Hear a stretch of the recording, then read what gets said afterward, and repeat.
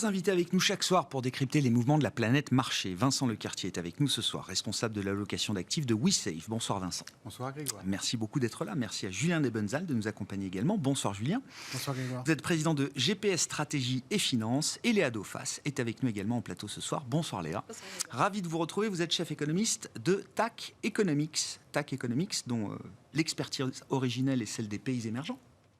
Et donc, je suis ravi d'entendre votre analyse sur la situation britannique, qu'on compare depuis 48 heures, depuis la présentation de ce mini-budget et le price action qui s'en est suivi sur les marchés, qu'on compare de plus en plus à un pays émergent. Est-ce que le Royaume-Uni est devenu, aux yeux des marchés, aux yeux des investisseurs, un pays émergent aujourd'hui ? La bonne manière de dire, c'était ce qu'a dit Summer, disant que c'est un marché submergé. Je pense que c'est plus exact. Submerging market. Exactement. Plus exact qu'un marché émergent.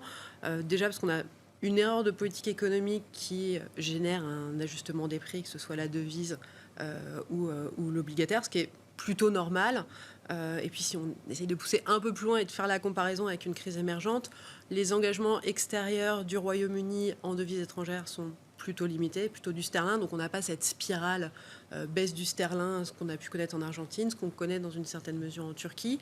Et puis on a quand même, alors à voir sur les décisions, mais une banque centrale qui est crédible, qui depuis le début, qui a même été en amont des resserrements monétaires de toutes les banques centrales. Donc on peut imaginer que derrière, on a quand même une banque centrale qui va être à la manœuvre et qui va essayer, dans une certaine mesure, de réguler, ajuster cet ajustement, encore une fois, normal des actifs qu'on a connus. Donc la question maintenant, c'est pas tant est-ce que c'est émergent ou pas, c'est qu'est-ce qu'on fait et où on va. Et c'est là où il y a une vraie question, c'est d'un côté, on a une crise, indépendamment même de ce qui s'est passé vendredi, qui était très sévère pour le Royaume-Uni. On a noyé le Brexit dans le choc Covid, mais on arrivait déjà sur une économie qui avait une grosse problématique entre la zone euro et les États-Unis. C'est-à-dire qu'elle était en surchauffe d'inflation, mais pas parce qu'on avait un problème sur le marché du travail, parce qu'on a un problème de pénurie et de main-d'œuvre qui s'auto-entretenait, donc on avait un gros problème d'inflation. Une banque centrale qui était quand même à la manœuvre, mais qui, en augmentant massivement, rapidement, créé ce choc récessif. La problématique énergétique, qui est la même qu'en Europe, avec moins de mesures budgétaires pour assouplir le choc. Et là-dessus arrive ce budget. Donc, qu'est-ce qu'on fait ?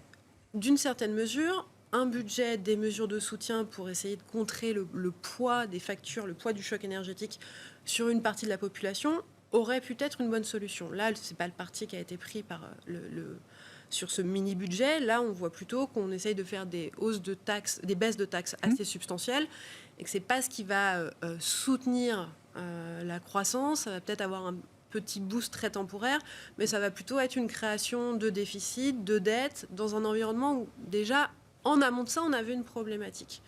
Donc là, la seule solution aujourd'hui, alors, à voir ce que va faire le gouvernement, mais des propos qu'on a tenus ce week-end, il n'y a pas l'air de faire de volte-face sur les mesures. Maintenant, c'est qu'est-ce qu'est capable de faire la BOE ? Est-ce qu'on arrive à atteindre un plancher sur le sterling et quel est le niveau qui va être allé chercher sur les taux ?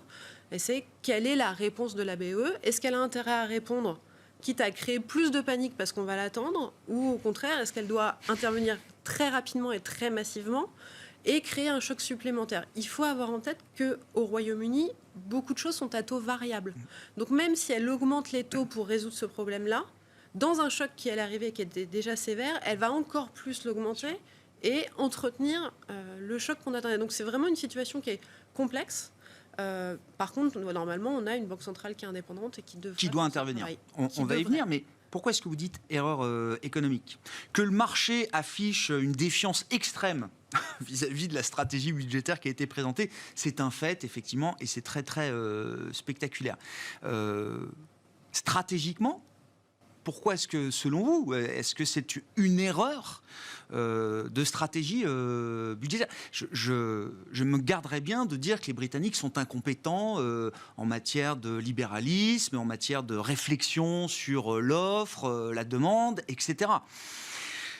Est-ce qu'ils ont quand même une visée stratégique à terme derrière ce budget qui est consistante, cohérente, avec l'idée que peut-être dans l'intervalle, il va falloir gérer une situation de crise de marché, mais qui resterait une situation de crise de marché ? Ou alors, est-ce que le FMI est aux portes du Royaume-Uni dans les 6 prochains mois ? Alors, je n'espère pas. Et à l'inverse, j'espère que eux savent ce qu'ils font Ouais. à terme. Normalement, et c'est en tout cas tout ce qui est promu aujourd'hui par les institutions, on est dans une problématique forte de crise énergétique qui va impacter l'ensemble de la population, mais probablement les classes les plus faibles en termes de revenus, qui ont des propensions à consommer qui vont être fortes. Et donc, les mesures, en tout cas c'est ce qui est préconisé, doivent être de plus en plus ciblées pour les classes qui vont être les plus impactées par ces mesures-là. Jusque-là, je n'ai pas l'impression d'entendre une erreur économique. C'est ce que tout le monde réclame quand on parle de la stratégie budgétaire européenne ou d'un pays comme la France. Et c'est ce qui est fait en Europe actuellement. Là, ce que propose le Royaume-Uni, c'est surtout majoritairement des baisses de taxes qui vont profiter majoritairement aux revenus les plus élevés, et que ceux qui ne vont pas être ceux qui vont relancer, parce qu'eux ont, à l'inverse, une propension à consommer qui est très faible. Et donc, on va avoir un peu ce qu'on avait connu à l'ère Trump, en fait. Quand Trump avait mis en place son plan fiscal en 2017, ça avait été un effet fort. L'impact macro, on ne l'a pas vu. On a connu la crise Covid, donc peut-être qu'il aurait fallu attendre pour voir, mais c'est pas une baisse des taxes sur les plus hauts revenus ou sur les tranches. Il faut se souvenir, le taux de chômage était à moins de 4% aux États-Unis, l'économie était quasi au plein emploi, et on mettait un coup de boost à un moment où l'économie se portait bien. Exactement. Donc là, on peut mettre le coup de boost à la fin, mais, et on rajoute cette problématique-là, on va rentrer dans des aires où les taux d'intérêt ne vont pas revenir au niveau d'avant-crise, donc les taux d'intérêt vont être élevés. Il va y avoir besoin de faire des dépenses d'investissement conséquentes par les budgets, donc à court terme pour réduire les factures énergétiques, mais à moyen terme pour gérer la transition énergétique, probablement sur des factures de dépenses et donc de défense. Et donc on sait bien que le budget, la dette va augmenter, que les déficits vont se creuser. Tout ça, alors qu'on n'a plus les banques centrales en renfort avec des taux d'intérêt très faibles. Donc toutes les questions de spirale ou autres vont revenir. Quitte à faire une comparaison, je mettrais plutôt le Royaume-Uni sur la question des dettes souveraines comme on a connu en zone euro, plutôt que sur une conséquence de pays émergents, où là, ça va être la signature du souverain et sa crédibilité à tenir un plan budgétaire. Vous dites le côté, alors c'est trickle-down economics, l'économie du ruissellement, c'est une stratégie qui est peut-être même un contresens historique d'un certain point de vue aujourd'hui. Léa, c'est comme ça que je le comprends. En tout cas, compte tenu du contexte qu'on a très spécifique aujourd'hui, d'une forte hausse de l'inflation et d'un problème fort sur les ménages les plus faibles, cette logique-là, pas nécessairement la bonne, d'autant plus au Royaume-Uni, on sait que le choc récessif va être fort et qu'il y a des problèmes sous-jacents. C'est une économie qui restera peut-être durablement affaiblie par une stratégie budgétaire si elle est implémentée telle qu'elle est présentée aujourd'hui. Alors, on avait fait les calculs sur l'époque du Brexit. Le Brexit avait enlevé moins 5 points de croissance potentielle.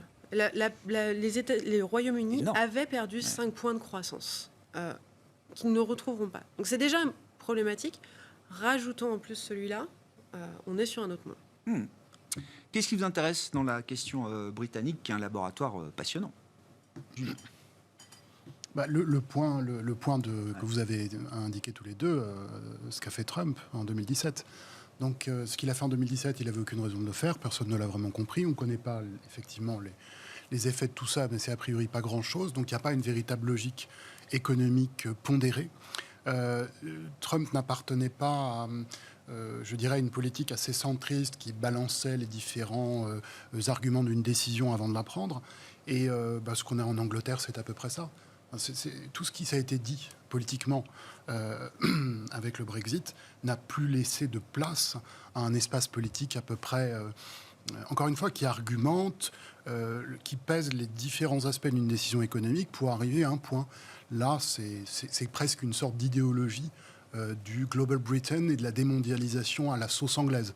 C'est eux qui sortent des accords européens, c'est eux qui cherchent des accords avec les Américains, qui en recherchent de manière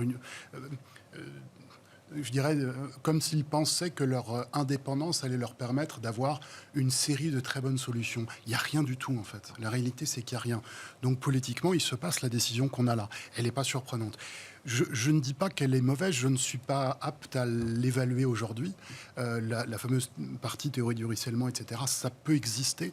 Mais quand on voit la zone euro qui, elle, est restée avec des principes politiques, justement, d'argumentation balancée, de mesures de tous les aspects, qui a fait ce qu'on a vu pour le Covid, ou qu'on voit ce que les Américains font. Parce que je mettrais presque en opposition de ce que fait l'Angleterre, les Américains.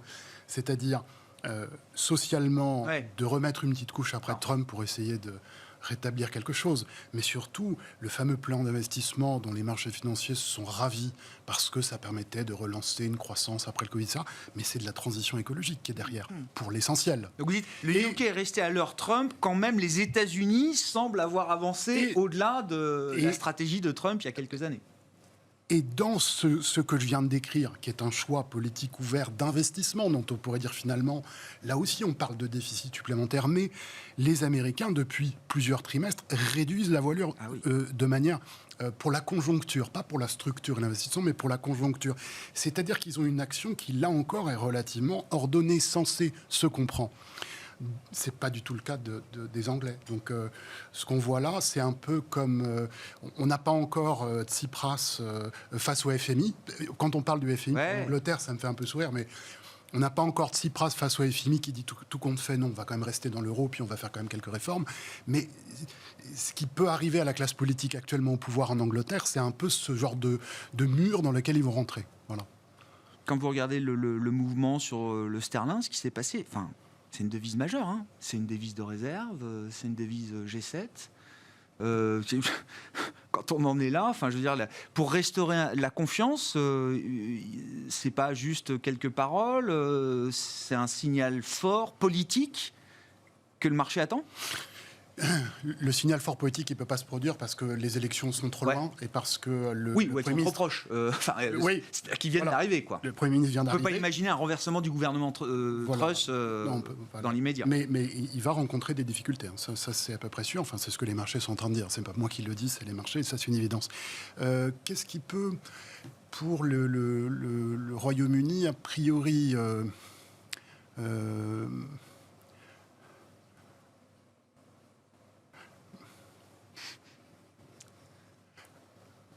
Long silence. Non, j'essaie de peser un petit peu. J'entends bien. Je vais prendre première réponse très simple. Si on prend les éléments de l'analyse technique, parce que ça, sur le marché d'échange, ça peut aider. Il n'y a absolument rien qui indique la formation d'un point bas. Et de toute façon, avec une tendance comme ça, il peut y avoir quelqu'un qui trouve le point bas, notamment en utilisant l'analyse technique, mais je dis il aura aussi un peu de chance, parce que je crois qu'on ne peut pas, avec une tendance de cette force, on ne peut pas dire grand-chose. Mais là où je réfléchissais un peu pour savoir s'il y avait un élément qui était un peu plus dominant, c'est que j'ai quand même envie de sortir le problème anglais dont on vient de parler du sujet de la baisse du sterling, pour rappeler juste que le dollar a gagné 20%, et que c'est bien qu'on parle de l'Angleterre et des décisions, mais en fait, le sterling est une des devises qui a perdu 20% face au dollar. Voilà. Et il y en a d'autres. C'est pas forcément pour les mêmes raisons, mais comme il y a pour les États-Unis, l'Angleterre, le Global Britain, détricoter les relations, etc., pour d'autres zones qui subissent le même choc de devises en quelque sorte, il y a une autre histoire qui est toujours reliée à cet élément de démondialisation de certaines manière, ralentir la vitesse des échanges internationaux. Voilà. Donc, le lien, ce n'est plus un lien avec l'Angleterre, c'est juste de rappeler que l'élément dominant, c'est la force de l'art depuis un an et demi. Bon. Et on a vu déjà les autorités japonaises siffler la fin de la récré, ou en tout cas commencer à envoyer un premier signal de la force du dollar contre le yen, notamment. On verra ce qui se passe du côté du sterling. Est-ce qu'on est rentré dans une guerre d'échange à l'envers aujourd'hui, Vincent ? Je pense que le sujet, il est que la Banque centrale américaine est très contente d'avoir un dollar fort parce que ça participe du fait de ralentir l'économie nationale. C'est une manière de contribuer au bout du compte à freiner l'inflation. Donc en réalité, les États-Unis sont très contents du statut du dollar actuel. Le seul problème, c'est que tous les autres pays en souffrent terriblement. Il y a de l'inflation importée pour tous les autres pays, ce qui veut dire quand même qu'à effet rebond, les États-Unis se prennent quand même au bout du compte aussi un effet d'inflation des pays tiers. Donc, de mon point de vue, au bout d'un certain temps, la collaboration finira quand même par se mettre en place entre les différentes zones.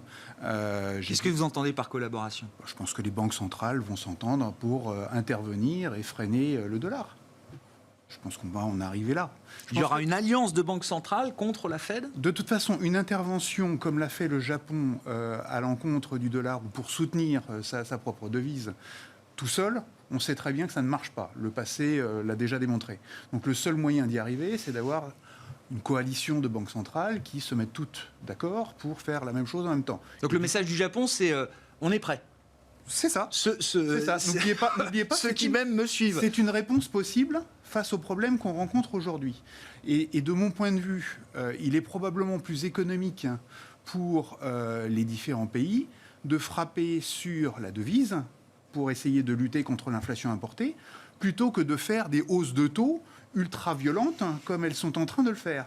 Donc pour moi, au bout d'un certain temps, il y a probablement une espèce de coalition, d'entente qui finira par se mettre en place. Et d'une certaine manière, le Japon est le premier, effectivement, à dire il y a une alternative aux hausses de taux. De toute façon, ils ne veulent pas en faire. Ça, c'est un autre sujet. Ah ouais.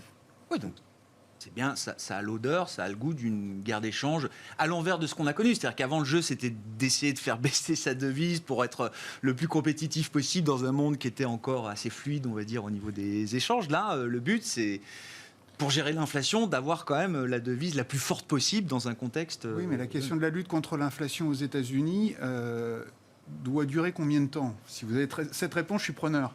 Mais de mon point de vue, il y a quand même aujourd'hui déjà énormément de facteurs qui freinent l'inflation, que ce soit les matières premières, le fret, etc. Il y a énormément de facteurs qui jouent déjà de façon désinflationniste sur les prochaines statistiques. Donc pour moi, de toute façon, on va avoir graduellement des statistiques d'inflation qui vont se calmer.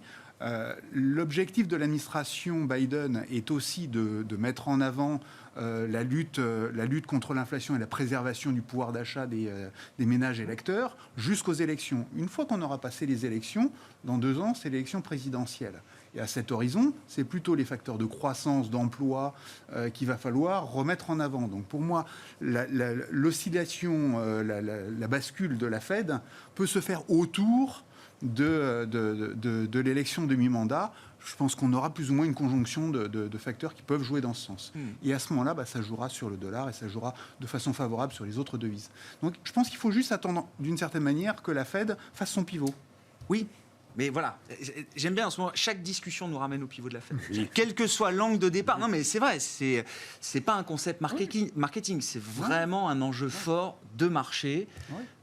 La question étant de savoir quand est-ce qu'aura lieu ce pivot. Pour moi, c'est aux alentours de ces élections. Sur le dollar, en symétrie de ce que vous disiez tout à l'heure, Julien, quand vous regardez l'indice dollar, je crois qu'il y a 15 jours, on avait l'idée peut-être d'un coup d'arrêt. Le dollar avait arrêté de monter. Et puis, c'est reparti de plus belle. Là aussi, en termes de tendance, de momentum, je veux dire, c'est sky is the limit aujourd'hui pour le dollar en tant que devise face aux autres grandes monnaies. Position dans le cycle du dollar complètement en dehors de nos travaux depuis un an. Donc nous, dans nos travaux, il y avait beaucoup de choses, notamment qui se produisent, mais pas une vigueur du dollar aussi prononcée. Analyse technique, oui, toute analyse technique va dire, tiens, une possibilité qu'il y ait un sommet du dollar. Oui, toutes les 2 semaines, on pourra dire quelque chose. Non, mais c'est vrai. Et ce sera fondé du point de vue analyse technique. Mais ça peut être là, comme ça peut être 5% au-dessus. Franchement, il faut attendre d'avoir une construction de retournement, d'avoir des choses qui sont claires. En revanche, en termes de sentiment de marché, ce qu'on voit, là, je ne l'avais pas vu avant, on est en train de sentir quand même, pas une résignation, mais quand même une évidence que le dollar monte quand même tous les jours. Et ça, c'est plutôt bien pour qu'un point haut se forme quelque part. Ça crée des réactions aujourd'hui. Oui, mais du côté du sentiment, il peut se passer quelque chose. Voilà. Je ne dis pas que ça va se passer. Non. Je cherche toujours ces extrêmes du sentiment. Il y en avait sur les obligations, il n'y en a pas eu sur les actions. Il y en a peut-être en ce moment un petit peu sur le dollar. Mais ça peut être 5% au-dessus. J'entends bien. Ça ne donne pas de chiffres pour autant. L'idée d'une guerre des monnaies à l'envers, Léa, avec peut-être à un moment une coordination nécessaire entre certaines banques centrales qui souffriraient trop de la stratégie de la Fed, qui est décrite d'ailleurs par certains, y compris aux États-Unis, comme une stratégie de plus en plus non coopérative. On refile la patate chaude de l'inflation américaine au reste du monde. Et l'histoire se répète de ce point de vue-là. Mais c'est vrai que là, on sent quand même qu'on va à des limites qui commencent à poser des problèmes. On parlait du sterling, le yen, etc. Mais l'euro aussi se retrouve sous 97 cents aujourd'hui. Alors, je rejoins le discours. ce qui va créer la bascule, c'est le pivot de la Fed. On voit bien, nous, nos modèles euro-dollar amenaient légèrement sous parité, amènent pas à 0,95, amènent pas à 0,90, et limite, en fin de période, on rajuste à la hausse. Pourquoi ? Parce qu'il y a le pivot de la Fed, et le pivot de la Fed crée le point d'entrée pour le pivot des autres. Donc la question, c'est en fait, quand est-ce qu'on arrive au pivot ? Est-ce qu'on y arrive vite ? Est-ce que le discours du FOMC la semaine passée fait changer ? Au final, on ne fait pas de pivot. Et en fait, c'est le vrai sujet sur cette histoire de change. Quand on regarde où va la Fed, la question c'est où va l'inflation et c'est surtout où va la croissance. Quand on fait les projections, on est sûr d'arriver en récession. La question ne se pose pas. On y est, on y va.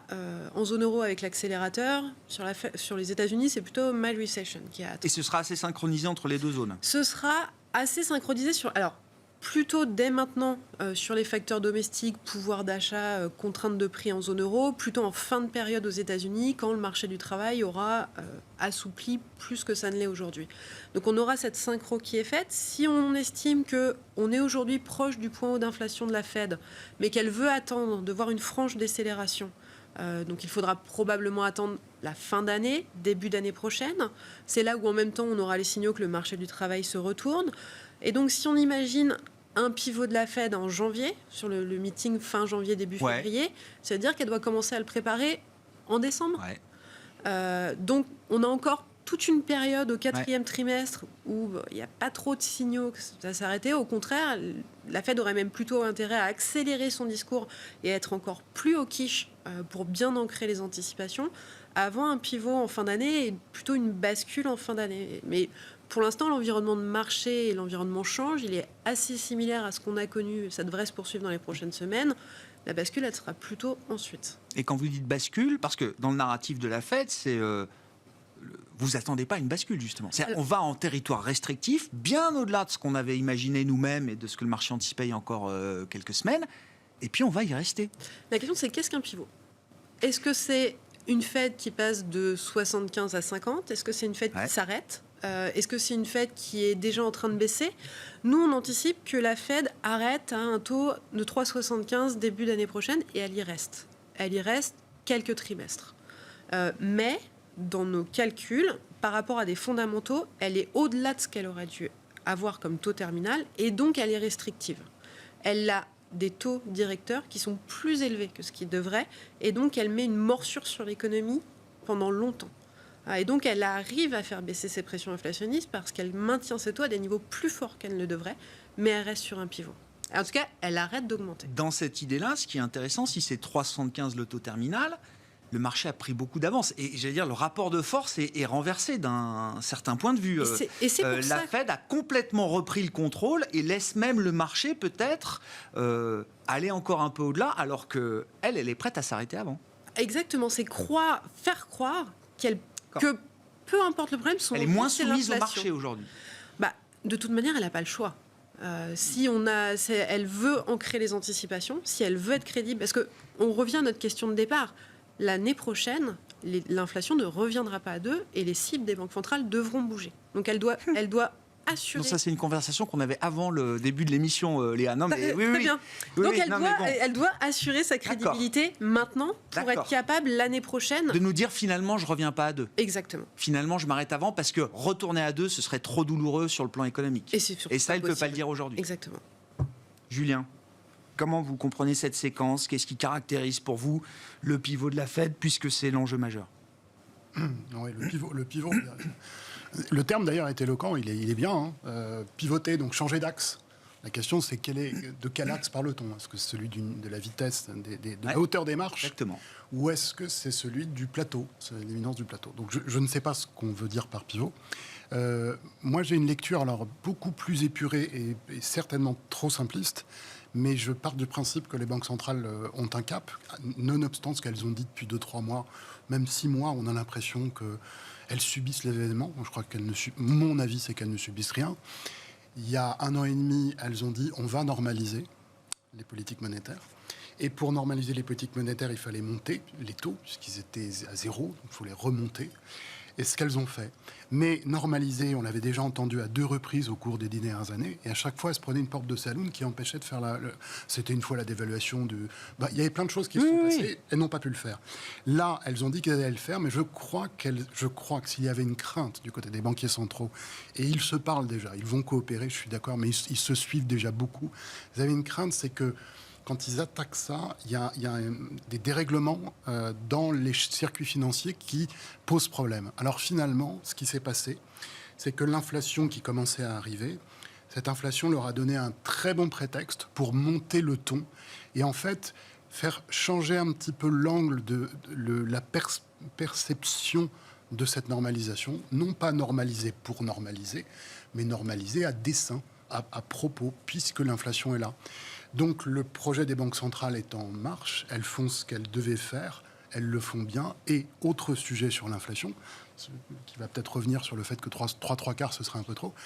Autre sujet sur l'inflation, elles nous ont dit il y a 2 ans qu'elles resteraient derrière la courbe. C'est quand même ce qu'elles ont bien dit sur l'inflation. Oui, mais... Eh bien, le résultat, c'est qu'elles sont derrière la courbe. Et bien qu'elles disent que l'inflation pose problème, elles seront derrière la courbe. C'est-à-dire qu'elles vont accepter à un moment ou un autre, sous une forme ou une autre, une inflation qui sera supérieure à ce fameux seuil de 2% qu'on a imaginé comme un rêve. Il y a 5 ans, 7 ans, c'était un rêve. C'était véritablement... C'était ça, on se disait, si on avait 2%. En fait, 2, 3 ou 4, c'est un peu comme les 3% de Maastricht. De Maastricht. Ce sont des normes, ce sont des cibles, ce sont des définitions. Je ne vais pas dire sur ça que propose la crédibilité de la Banque centrale. Dans ce que vous dites, Julien, j'ai l'impression qu'en fait, le problème de crédibilité, finalement, c'est pas si grave, puis on sera pragmatique, etc. Moi, j'ai l'impression qu'au contraire, la question politique de la crédibilité a repris le dessus au sein des grandes banques centrales aujourd'hui. Et que c'est 2% et ce ne sera pas autre chose. Oui, mais qu'elle justifie encore une fois la normalisation de la politique monétaire par ce type d'approche, je comprends. Je comprends, j'entends ça. C'est l'argument du moment, quoi. C'est exactement l'argument du moment. Et si on avait dit, il y a un an, on est en septembre, si on avait dit, on va dire en juin de l'an dernier, il faut normaliser, il faut que les taux montent à 2 ou à 3%. Qu'est-ce qui va se passer ? On aurait dit finalement les bourses vont probablement faire un plat, voire baisser d'une vingtaine de pourcents. Et puis peut-être que si la Banque centrale américaine est la plus précise, la plus vigoureuse, la plus dynamique, parce qu'elle a une croissance potentielle supérieure à la zone euro notamment, alors le dollar sera un petit peu plus fort. Finalement, il se passe aujourd'hui exactement ça. Donc, ce que je veux dire, c'est qu'on est concentré, quoi. On est dans un monde normal et simple. Au lieu de le faire en un an, on le fait en 6 mois. On est dans un monde que je trouve normal et simple. En tout cas, je le trouve clair. L'Italie, il faut quand même qu'on en parle un peu. Alors, dans la journée d'aujourd'hui, avec la correction obligataire, la pagaille sur les devises, quelle est la place de l'Italie, d'ailleurs, dans la situation de marché aujourd'hui Le spread entre l'Allemagne et l'Italie bouge à peine. On a eu 4 ou 5 points de base de plus de sanctions sur les taux italiens par rapport aux autres taux européens. Donc en clair, c'est un non-événement a priori pour le marché. On avait déjà énormément remonté avant les élections, donc je pense qu'à ce niveau-là, ce n'est pas un sujet. Le MIB italien, donc les actions italiennes, montaient beaucoup plus que les autres actions européennes aujourd'hui. Donc peut-être qu'il y a des biais sectoriels, valeurs qui peuvent justifier certains décalages, mais j'ai l'impression que là aussi le marché c'est un non-événement. D'une certaine manière, l'avantage c'est d'avoir un gouvernement qui est quand même constitué avec une majorité confortable sur les deux parlements. Donc ça, je pense que c'est plutôt une bonne chose. Ça permet quand même de faire passer les messages un peu mieux et de faire passer ses envies un peu mieux.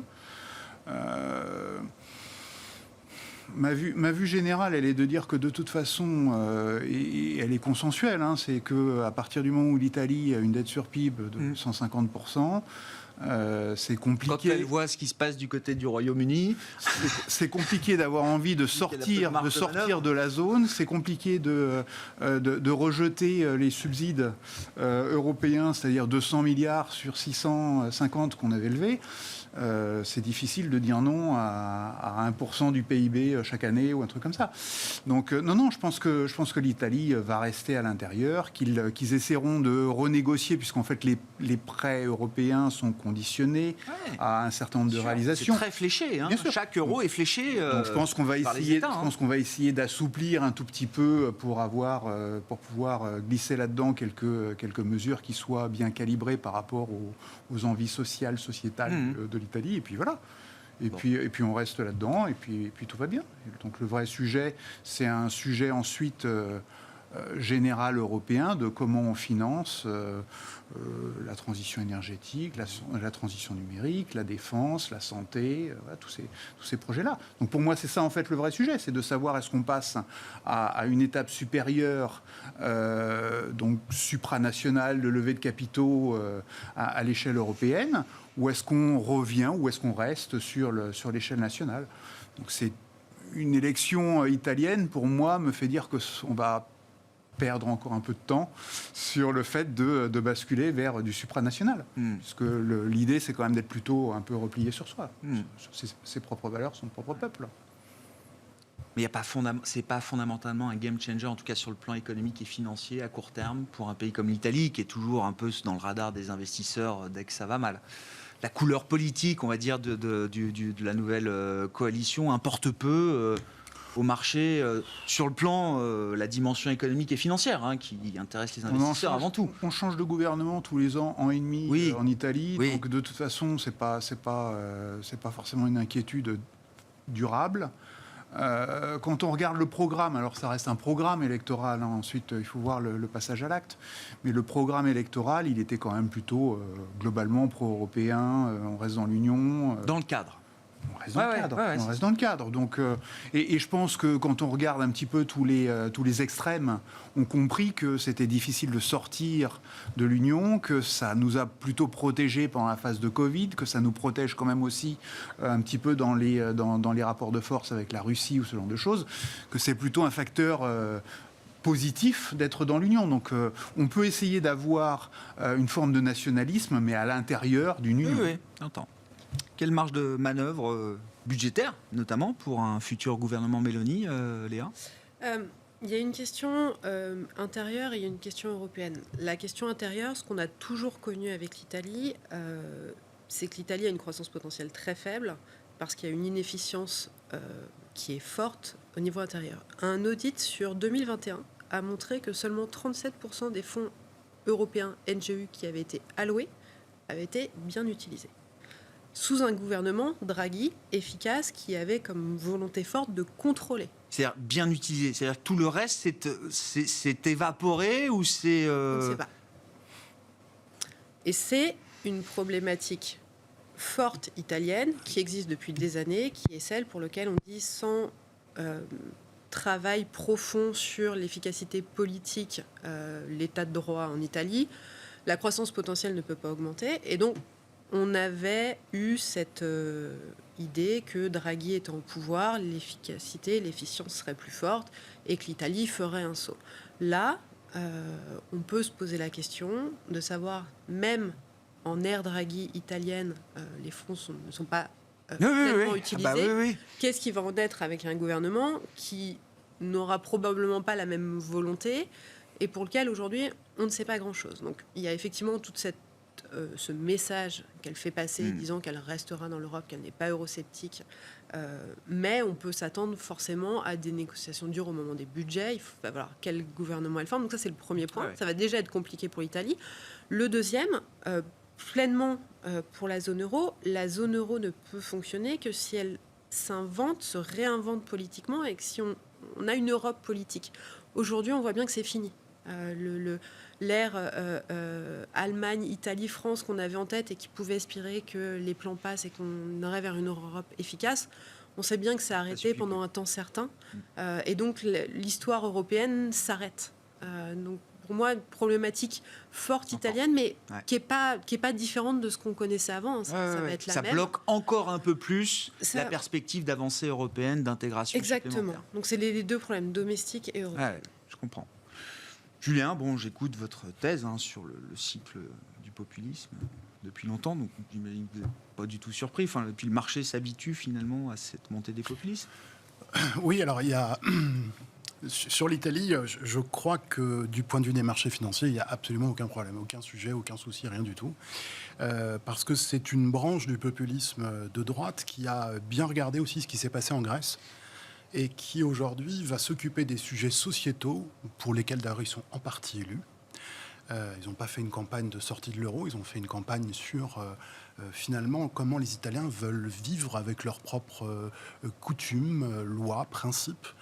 Et c'est un peu à la polonaise, en quelque sorte. Et d'ailleurs, il y a une proximité avec le gouvernement polonais et il n'y a pas de proximité avec la Hongrie, qui, elle, soutient la Russie. Donc c'est une espèce d'axe qu'on comprend, enfin que seulement je comprends. Cohérent pour vous. Voilà, il y a pas de sujet. Alors, c'est effectivement l'économie italienne, quand on regarde ça du point de vue européen, c'est un sac avec beaucoup de fuites. Donc on met de l'eau, puis ça ressort de tous les côtés, on n'obtient pas ce qu'on veut. Mais ça va pas du tout déranger ces gens-là, parce que c'est pas tellement leur projet. Et puis si un jour on arrête de leur mettre de l'eau, ils diront c'est de la faute de ceux qui arrêtent de mettre de l'eau. Et puis c'est tout, ça s'arrêtera là. Donc je vois pas de... Après, si la... Et puis alors, il y a aussi une autre bonne nouvelle en quelque sorte. Non, mais qu'il faut garder à l'esprit, c'est que la durée de vie d'un gouvernement, c'est 1 an c'est ça. en Italie. Donc on sait que les Italiens, ils ont choisi ça entre guillemets pour 1 an. Ni plus ni moins que les autres, celui-là aura sans doute des tests politiques. Il en fera peut-être 3. Il en fera peut-être 3, mais aujourd'hui, on sait qu'on a un projet sociétal et qu'économiquement, on n'a rien d'important. Voilà. Et mon optimisme, je disais il y a quelques 3-4 trimestres, ralentissement à venir. Je crois que maintenant, tous les éléments me permettent de dire que c'est un ralentissement intermédiaire au niveau américain. Et donc, je ne crois pas du tout à un scénario catastrophe. Donc, c'est bien parce que la question, il nous reste 2 minutes pour faire le tour d'horizon sur le plan d'investissement. Est-ce qu'il y a un schéma de crash qui peut se mettre en place à ce stade, une fois qu'on a raconté l'actualité du jour? Votre réponse, c'est non à ce stade. Alors, le travail sur les cycles disait ralentissement. Je le disais l'été dernier, ralentissement, il est là. Tous les indicateurs montrent qu'on est en plein ralentissement. Normalement, 70% de chances que ce soit un ralentissement intermédiaire et pas majeur. Là, je pense que tous les éléments sont réunis. Et je pense en plus que je rejoins mon propos sur la normalisation de la politique monétaire. Ça va s'arrêter, puisqu'ils sont en train de normaliser. Et donc, je pense que les économies vont plutôt bien se tenir pendant 12 à 24 mois. Et donc, que le sujet italien sera encore moins un sujet. Je vais revenir là-dessus en disant que au final, tout ça, c'est... Mais on en restera à l'idée d'un ralentissement de milieu de cycle, c'est ça, pour les États-Unis, et vous doutez de la volonté de la Fed de transformer ce ralentissement de milieu de cycle en crash de fin de cycle, quoi. Mais sur 60 années d'observation aux États-Unis, 2008 a infirmé ça. Donc c'est pour ça que je ne peux pas être à 100%. L'analyse ne dit pas ça, mais on est quand même très proche de ce qu'on appelle un ralentissement intermédiaire, ce qui veut dire en gros que tous les problèmes dont on parle dans 6 mois, ils seront vraiment derrière nous et les bourses auront beaucoup remonté par rapport au niveau actuel. Et donc en termes de timing, c'est maintenant qu'il faut y aller? Alors je suis d'accord, problème de timing, j'attendais, je vous disais à 2-3 reprises récemment, en termes de sentiment, il me manque quelque chose, je ne lis rien, et je continue à ne rien lire, et d'ailleurs j'entends des tas de gens qui mesurent le sentiment maintenant. Donc en fait, le travail que je fais, il est fait par 150 personnes et ça devient inaudible pour moi. Non, mais je ne sais plus. Chacun a son avis sur le sentiment. Et chacun fait des mesures sur les données d'options, sur la volatilité, etc. Je travaille là-dessus depuis 20 ans, je suis ravi. Mais du coup, ça me fait une cacophonie et j'arrive plus à faire la part des choses. Donc je suis pas plus avancé qu'il y a 3 mois. Je pense que ça mûrit quand même bien. Donc on va pas être très très loin d'un timing intéressant à mon avis. Et ça peut être plus bas, c'est ça que je veux dire. Je n'ai pas repris d'exposition en action en ce moment. Vincent? Entièrement d'accord sur le fait que le timing est très compliqué à trouver. Le sentiment, pour donner le mien d'indicateur, c'est les investisseurs américains acheteurs, enfin optimistes ou pessimistes. On est au plus bas des plus bas quand on regarde le différentiel depuis 1987. En clair, les gens sont aujourd'hui très très noirs, ce qui veut dire que dans leurs allocations, il y a beaucoup de cash, qu'il y a des couvertures, ce qui veut dire que... il faut qu'il y ait vraiment des très très mauvaises nouvelles pour pousser le marché beaucoup plus bas. Ça ne veut pas dire qu'on ne peut pas continuer de baisser, mais avoir vraiment un effondrement brutal, il faudrait une énorme nouvelle négative majeure. Changement de scénario. Voilà. Par contre, toute bonne nouvelle, à l'inverse, peut provoquer un effet ressort ultra violent, très rapide. Donc il ne faut pas être trop short là aujourd'hui. Moi je pense pas. Mon sentiment, c'est que dans la mesure où on risque d'avoir une récession, il faut plutôt avoir quand même des valeurs de croissance en dominance dans ces portefeuilles, parce qu'on va arriver au bout du processus de durcissement des taux d'intérêt. Donc l'effet négatif sur les valeurs de croissance va se calmer. Donc moi je pense qu'il faut avoir une dominante sur les valeurs de croissance, éventuellement teinté d'un peu de cyclique sur l'Asie, parce que c'est là qu'on a des soutiens monétaires qui essayent de se déverser, ou c'est là qui sont les plus généreux. Sinon, le portage sur obligataire, on commence à avoir quand même des rendements attrayants. Donc oui, il y a quand même des choses à faire. On ne se souvenait plus que ça existait. Mais oui, les stratégies buy and hold sur le marché obligataire. On s'arrête là pour ce soir. Merci à vous trois d'avoir été les invités de Planète Marché. Vincent Lecartier, responsable de location d'actifs de WeSave, était avec nous aux côtés de Léa Dauphas, chef économiste de TAC Economics, et Julien Nebenzal, président de GPS Stratégie et Finance.